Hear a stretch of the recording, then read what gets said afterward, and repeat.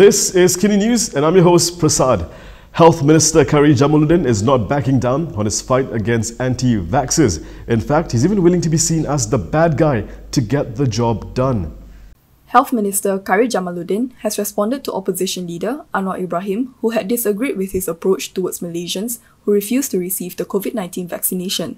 Yesterday, Anwar had said that the government should be raising awareness among those who refuse vaccination about the need to be inoculated against the disease instead of resorting to punishment and threats. In a Twitter post today, Khairy shared a clip of Anwar's comments and said that they had provided every scientific evidence about the effectiveness of COVID-19 vaccines and have continued to explain the facts. He added that he had to be firm on the issue and they could call him dajjal or whatever. Meanwhile, Deputy Health Minister Dr. Noor Azmi Ghazali has proposed a meeting between the MOH and anti-vaccine groups to provide them with facts and information. Jadi saya nak sarankan yang berhormat dan semua bahawa kalau ada kumpulan ini, why not, kenapa tidak kita jumpa? Kenapa tidak kita datang nanti, kita boleh uruskan, saya boleh berbincang dengan yang berhormat Menteri Kesihatan supaya kita bersemuka dan kita cakap yang sebenar-benarnya. Jangan kita cakap sini sana dan menyebarkan berita palsu, kita bimbang juga. Nanti KKMM akan mengambil tindakan kerana penyebaran berita palsu pula.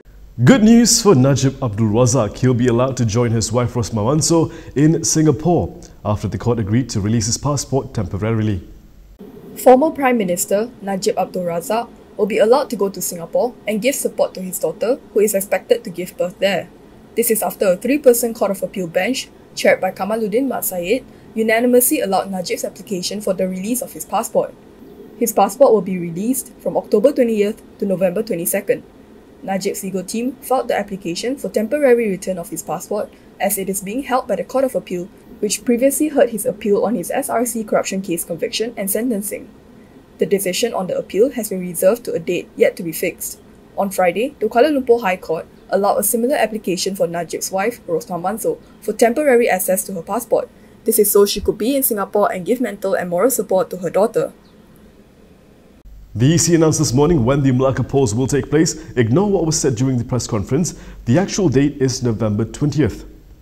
The Election Commission has agreed on the key dates for the Malacca state election. In a press conference today, Election Commission Chairperson Abdul Ghani Saleh said the nomination date is set for November 8th, while early voting will begin on November 16th. Polling day will be on November 20th, with the campaign period set as 12 days.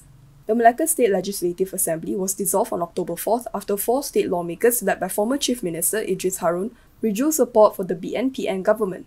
The other 3 were Noor Asman Hassan, Noor Effendi Ahmad, and Noor Hisam Hassan Bakti.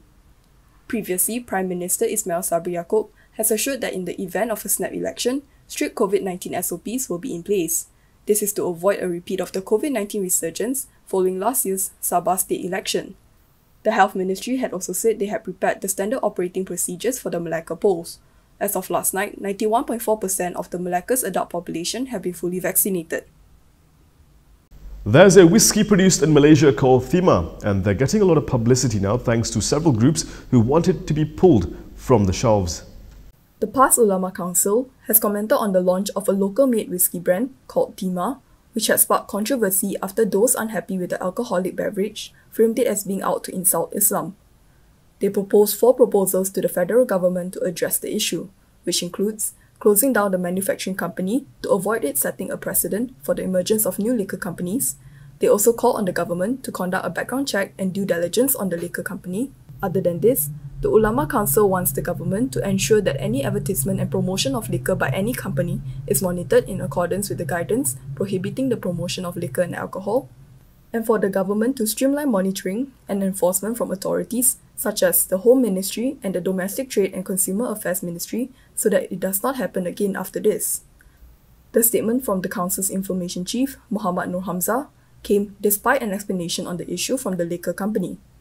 In a statement to address the criticism on its name and image used for the whiskey earlier today, the company said the man on its bottle is Captain Tristram Speedy, an English officer during the British colonization of Malaya who had introduced whiskey culture back then. And they used the name Thima, which is a local word meaning tin. They added that the name Thima whiskey harks back to the tin mining era during British Malaya, and any interpretation of the name unrelated to Malaysian mining is false. The company also stressed that its product was intended for non-Muslims above the legal age to purchase alcohol. Now we have a message from our sponsor. If you don't have time for it, that's okay. Just skip to our next story. We'll be right back after this 2-minute message.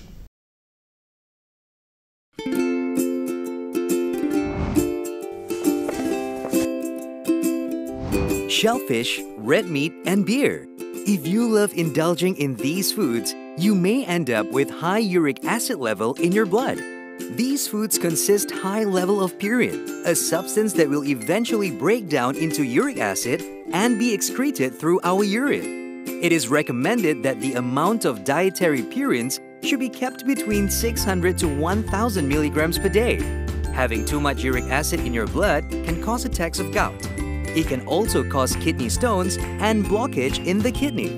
The crystallization of the excessive uric acid in your blood can be eased by reducing purine-rich food to only 100 to 150 milligrams daily, maintaining a healthy lifestyle, and consuming urinary alkalinizer like Ural. It consists of sodium bicarbonate, citric acid, and sodium citrate that increases the urinary pH and solubility of uric acid to prevent crystallization. Best of all, it's lemon-flavored and sugar-free. Ural, effective urinary alkalinizer.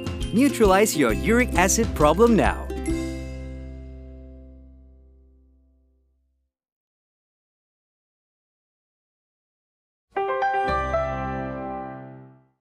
Can you have a rational conversation with anti-vaxxers? If you're still anti-vaccine now, maybe nothing will convince you. This is why Khairy Jamaluddin has decided to use sarcasm. Health Minister Khairy Jamaluddin has responded to an anti-vaxxer post in a group which claimed that he was protecting himself with 4 demonic spirits through a bracelet he wears on his left hand. The message appeared to be from a Telegram group for those who are against vaccination and claimed that Khairy was wearing a talisman bracelet that he uses to protect himself with 4 demonic spirits. Khairy has shared a screenshot of the message on his Instagram stories yesterday and replied sarcastically that they were wrong and he was using 4 types of vaccine spirits to protect Malaysia: the Pfizer, AstraZeneca, Sinovac and CanSino spirits. Earlier, Khairy posted another screenshot showing what appeared to be a message praying for the failure of Khairy and his allies. He added the caption, "Anti-vaxxers stepping up their game."